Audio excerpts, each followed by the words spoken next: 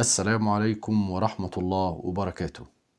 رسالة سلام لكل حد بيسمعني، سواء كنت إنسان أو حيوان أو نبات أو جماد. رسالة سلام لكل عمار الكون، من أصغر ذرة لأكبر مجرة. رسالة سلام لكل حي عارف إنه حي، ولكل حي لسه ما اكتشفش إنه جواه حياة. أهلا وسهلا بيكم. النهاردة جايين نتكلم بعد الوجبة الدسمة بتاعة خريطة القدر، بعد ما شرحنا قانون الاحتمالات وشرحنا قانون الحب، وبدأت دلوقتي تعرف ان انت في رحلة حياتك رحلة مختلفة تماما. لما كنا بنتكلم في البداية في قانون الرزق، وبدأنا نتكلم ان الناس وهي بتتكلم عن الرزق هي بتتكلم على مفاهيم متضادة، وهي مش فاهمة ان هي متضادة ومش قادرة تغوص جواها، نتيجة ان هي خايفة يتقال عليها ان هي بتكفر بالرزق، وبالتالي هي بتكفر بربنا. وعشان كده اتفقنا ان الاسئلة فيها حياة، ولما بدأنا نغوص جوه الأسئلة بدأنا نكتشف إن الرزق مش هو مفهومنا تماما عن الرزق. مش الرزق إن ربنا محدد لك 27 قيراط وهم متوزعين عليك وإنت مجبر عليهم ومش هتاخد فيهم ولا جنيه زيادة. بالعكس، الموضوع فيه سعة كبيرة جدا، فيه احتمالات كتيرة جدا. وبدأنا نغوص أكتر في فكرة الاحتمالات، وبدأنا نغوص إنك مخير بنسبة 100% ومسير بنسبة 100%. مسير بالمسار اللي انت موجود عليه. انت ما بتقدرش تختار الاختيارات اللي موجودة في مسارك. المسار اللي انت موجود عليه مكتوب لك فيه رزق 100,000 طول حياتك، مش هتعديهم. والله لو عملت ايه مش هيتغيروا. المعتقد اللي موجود بقى ان ده هو قدرك. الفكرة ان ده مش قدرك، ده مسار واحد في عدد لا نهائي من مسارات القدر. وبالتالي لو انت جاي دلوقتي تكتشف ايه اللي احنا بنقوله، فانت هتبقى مش فاهم احنا بنقول ايه. لو انت ما شفتش حلقة الرزق وحلقة قانون الاحتمالات وحلقة قانون الحب، ارجع تاني هتلاقي تحت في صندوق الوصف اللينك بتاع الفيديوهات التلاتة. اتفرج عليهم، اسمعهم اكتر من مرة، وتعالى بقى. لان احنا النهاردة جايين نتكلم في فكرة مهمة قوي. انت دلوقتي عرفت ان رزقك متغير. رزقك حلوة، رزقك دي رزقك مش ثابت. رزقك هو مش حاجة اتفرضت عليك من الإله نتيجة إن هو مقدر عليك معيشتك ومقطرها، يعني مقطرها. يعني إيه مقطرها؟ يعني بينقطك. الإله مش عايز ينقطك. ليه أغلب أهل الأرض في الفقر؟ نتيجة إن هم مقتنعين إن دي حاجة اتفرضت عليهم من الإله. المعضلة إن الإله مش هيفرض عليك الفقر. ده ربنا في القرآن بيقولك الشيطان يعظكم الفقر. يعني بالمعنى الأصح الفقر دوت هو صناعة الشيطان. الرسول عليه الصلاة والسلام في أذكار الصباح والمساء بيقولك اللهم إني أعوذ بك من الكفر والفقر. بيستعيذ من الفقر. الرسول عليه الصلاة والسلام يعني دايما كان يقولك والله ما الفقر أخشى عليكم، ولكن أخشى عليكم الدنيا. كده كده معتقد سليم، فدنيا هتيجي تحت رجليك. الفكرة ان انت لما بتبقى متخيل ان هو الموضوع مفروض عليك من قوة عليا، وان انت لو اعترضت تبقى انت كفرت زي ما هم مفهموك، دوت بياخدك في سكك ملهاش لازمة خالص. دايما كانت الموضوع ده عامل لي معضلة. انا كنت راجل شغال في مبيعات ومدير مبيعات وبعد كده وحاجات كتيرة قوي. كان دايما في اوقات كتيره لما تكلمي السيلز، لما كنت اكلم السيلز واحكي لهم بقى على ان هو فكره انت تقدر تنجح وتقدر تحقق وتقدر تبيع وتقدر تعمل، فكان في سيلز دايما كده تلاقي سيلز فلحوص كده يطلع يقول لك احمد، مستر احمد، هو الموضوع كله ليه علاقه بالرزق. لو رزق ان انا ابيع هبيع، لو مش رزق ان انا ابيع فمش هبيع. وانا كنت دايما ببقى مصر على حته لا يا حبيبي، لو انت عملت اللي عليك بدم نزلت وجيت واجتهدت وبدات تواظب مره واثنين وثلاثه هتبيع. دايما السيلز الفلحوظ ده عمره ما كان بيبيع. دايما السيلز الفلحوظ ده عمره ما كان بيكمل. انا ساعتها ما كنتش اعرف ان فكرة ان الرزق متغير وان الموضوع ليه علاقة باللي احنا بنكون عليه، وما كنتش اعرف الكلام ده كله. بس زي ما قلت لك، انت دلوقتي عارف ان في حاجة اسمها خريطة القدر، فيها رزقك من اقل حاجة لاغنى حاجة. انت اللي بتقدر تختار، سواء رزقك قليل، سواء رزقك متوسط، سواء رزقك اعلى. انت اللي بتختار المسار اللي انت هتمشي فيه حياتك.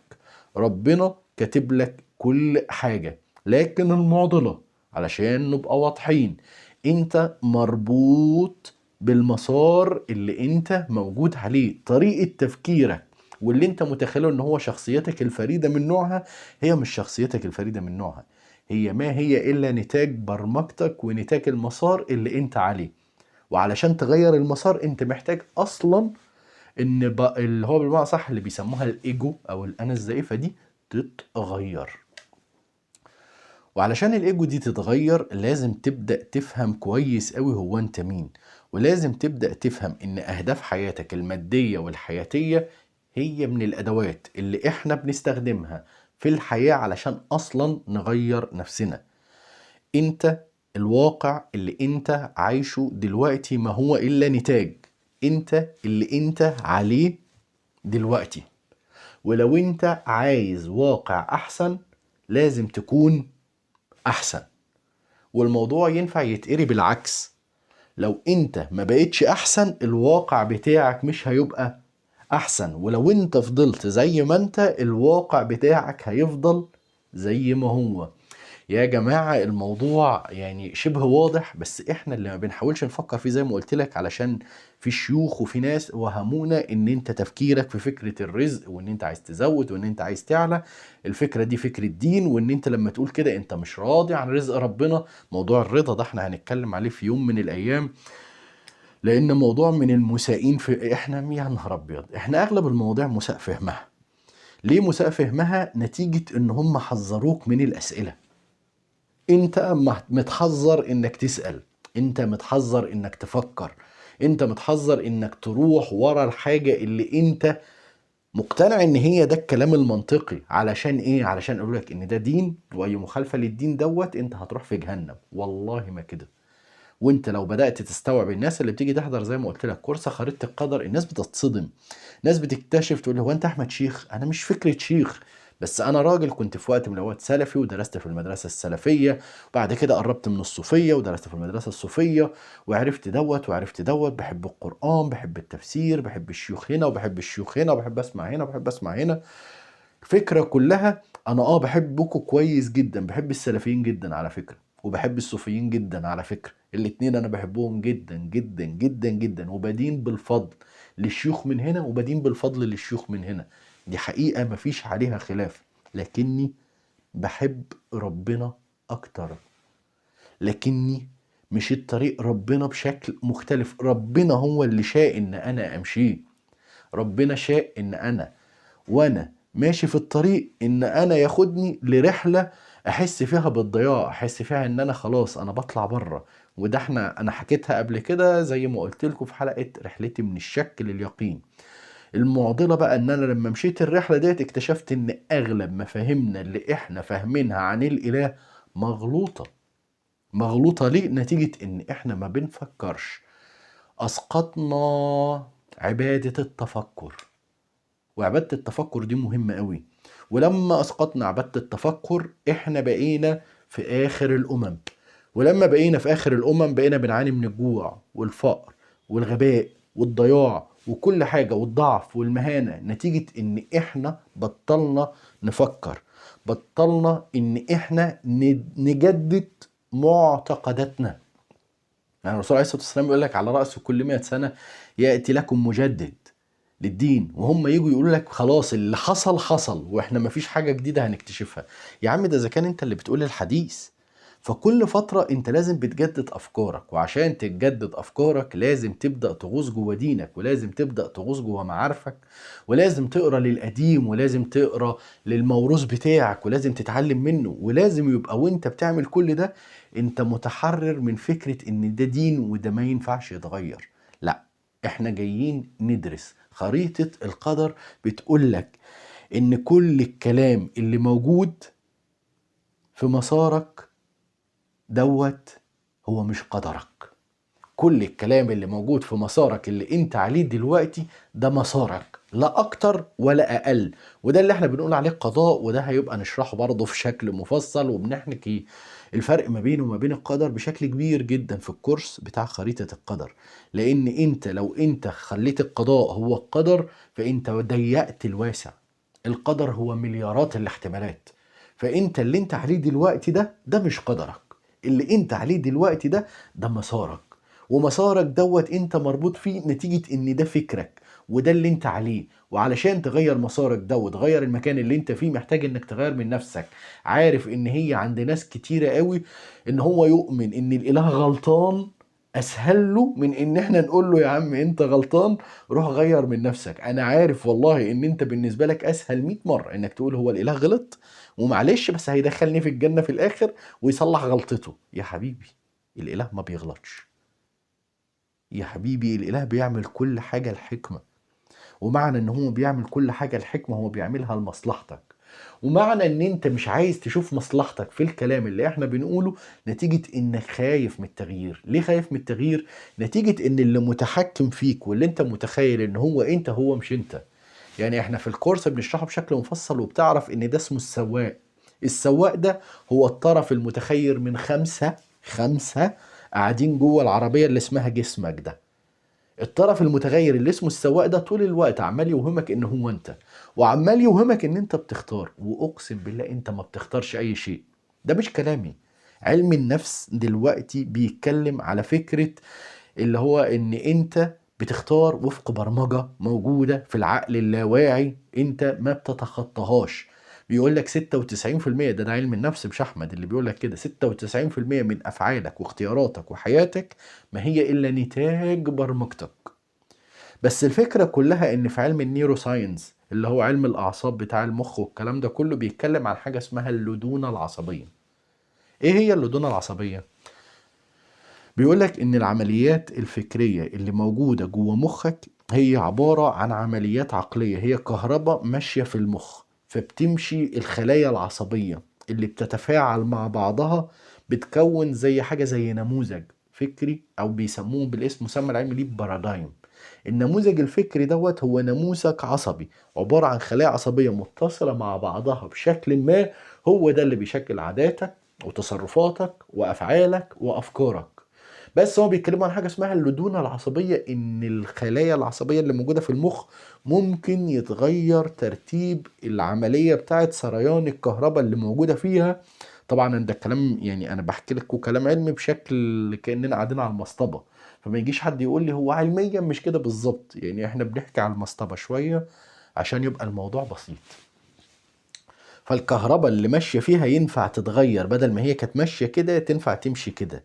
الفكرة كلها هو مين اللي موجود ورا العقل اللي بيغير الحاجات دي.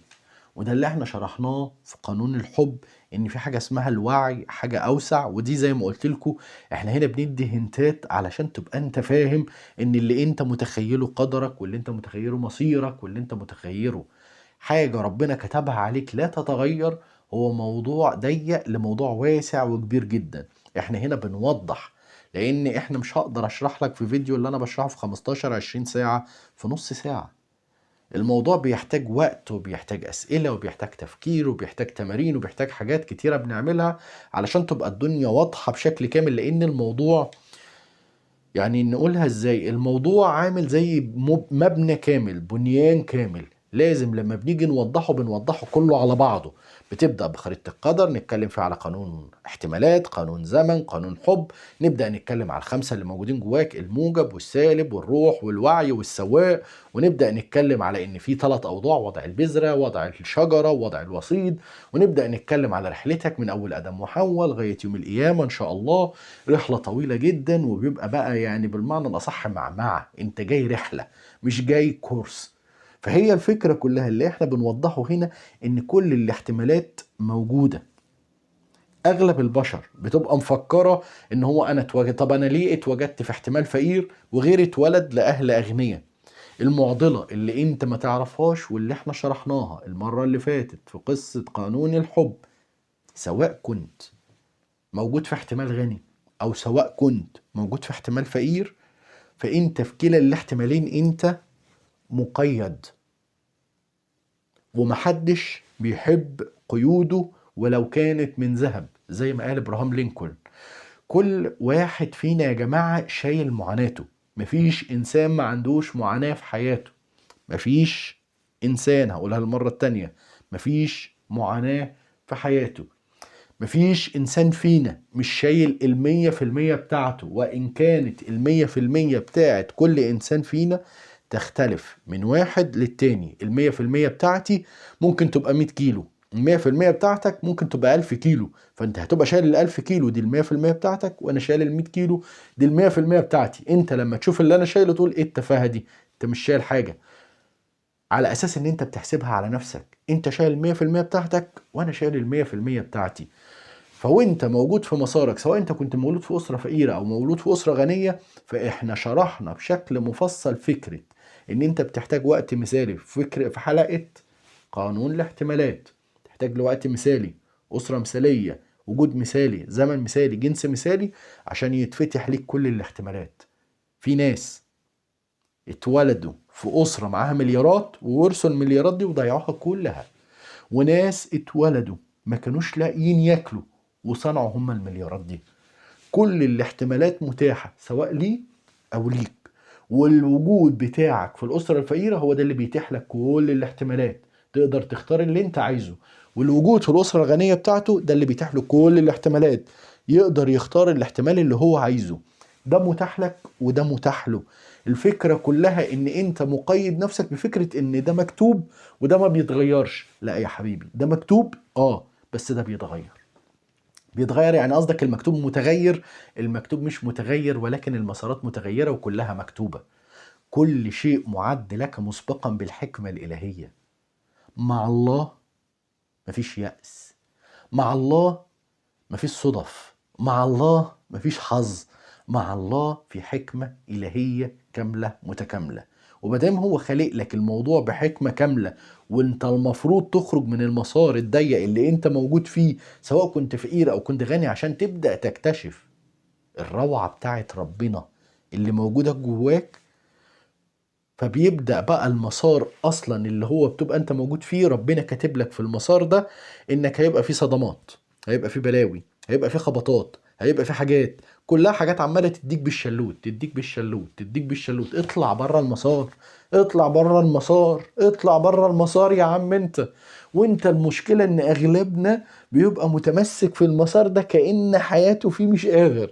اغلب الناس، دايما بحكيها كده في الكورس، بقول اغلب الناس تقوم جايه واخده، انا دايما بشرحها ان محدش بيخرج بره الكومفورت زون من غير ما ياخد بالشلوت. فالناس تقوم جايه واخده بالشلوت، طالع بره منطقه الايه، الكومفورت زون. اغلب الناس بتعمل ايه؟ ترجع تجري على الباب وتخبط، دخلوني دخلوني، الله يخليكوا دخلوني. يا عم بوس ايدك، بص حواليك، في ساعة كبيرة قوي انت مش شايفها. دخلوني دخلوني، ويقعد يخبط على الباب. المعضلة انك لو انت مشيت في الحياة وبدأت تبص، هتلاقي ان في ناس اتطردت من بره المنطقة دي في ال20، وفضلت تخبط على الباب لحد ال60، لحد ما ماتت. فزي ما دكتور ابراهيم الفقي الله يرحمه ما كان بيقول، يقولك في ناس اتوفت في ال20 واتدفنت في ال60. الناس دي ايه؟ ناس اخدت بالشلوت بره الكومفورت زون، بره المسار بتاعها، وفضلت طول حياتها تخبط عشان ترجع لنفس المسار. ربنا بيطلعك للواسع وانت بتختار الضيق. اسعى ان انت تختار وتحقق مراد ربنا منك. ربنا عايزك تكتشف هباته اللي حطها فيك.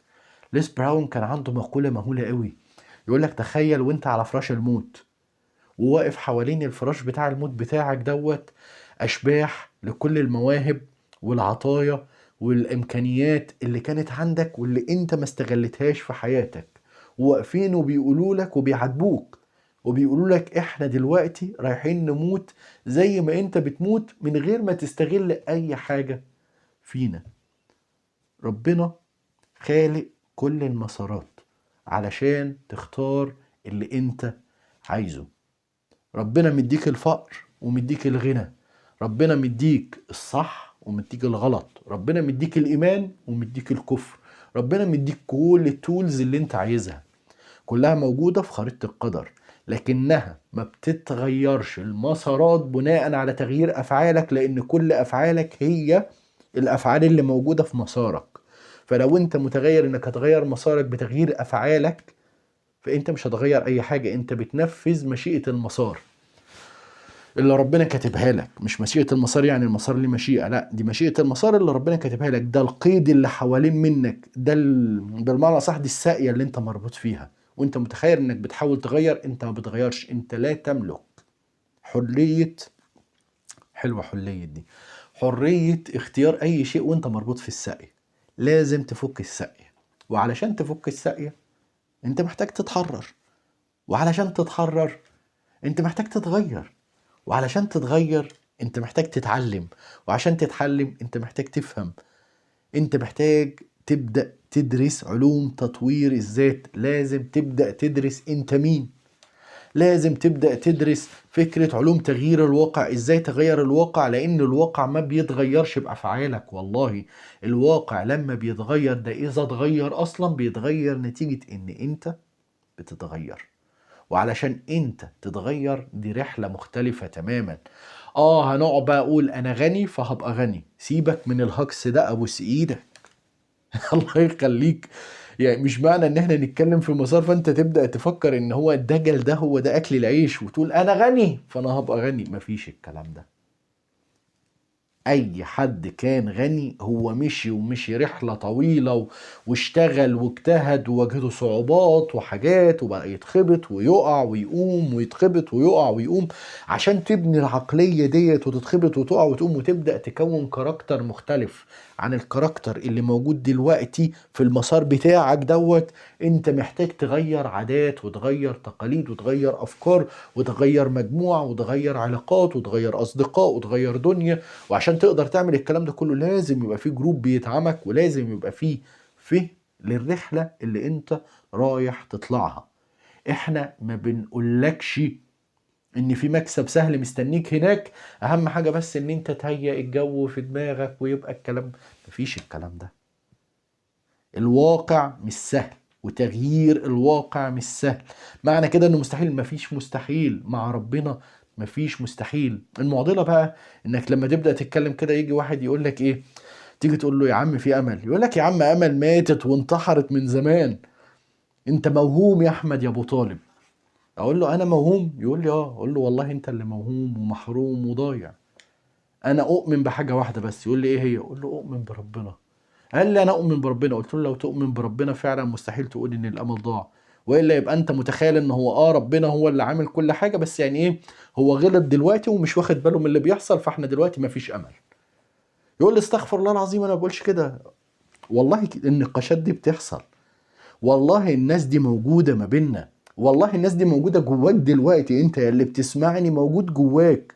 ويقعد يقول مفيش امل، والبلد ظروفها صعبه، واحنا دلوقتي في حروب وفي كورونا وفي دنيا وفي وقوع وفي كذا، وانت جاي تكلمنا عن الامل والنجاح واننا نعمل ملايين واننا نعمل مليارات. اقسم بالله خلال الاوقات اللي فاتت اللي الناس كلها كانت شايفاها صعبه، في ناس طلعوا من تحت ايده وعملوا ملايين. يفرقوا ايه عنك؟ يفرقوا حاجة واحدة بس، ان هم صدقوا وبدأوا يمشوا الرحلة. انت هتصدق دي بتاعتك، مش هتصدق برضو بتاعتك. بس في الاول وفي الاخر قبل ما تقول او تقول لا، اوعى تنسب عجزك وفقرك وضيعانك للاله. الاله بريء تماما من الكلام ده كله. طلع الاله من معادلة فقرك وعجزك، وما تنسبلوش او ما تعلقش وتعمله ان هو الاله يبقى شماعة لفشلك في الحياة. فشلك في الحياة هو ناتج منك انت. خريطة القدر فضاحة بتقولك ان انت المسؤول عن اللي انت بتحققه، وبالتالي لو عايز تغير اللي انت بتحققه تقدر، اذا قدرت انك تغير من نفسك. عارف ان الموضوع بالنسبة لبعض الناس بيبقى صادم، عارف ان ناس كتيرة في اوقات بتزعل مني ان انا بكون صريح زيادة عن اللزوم، بس هي دي الحقيقة وهي دي الرحلة اللي لازم كلنا نمشيها. اشوفكم على خير يا رب في الحلقات اللي جاية، ودايما من نجاح لنجاح، واعرف ان اي نجاح انت عايز تحققه موجود جوا ايدك. اشوفكم على خير. السلام عليكم.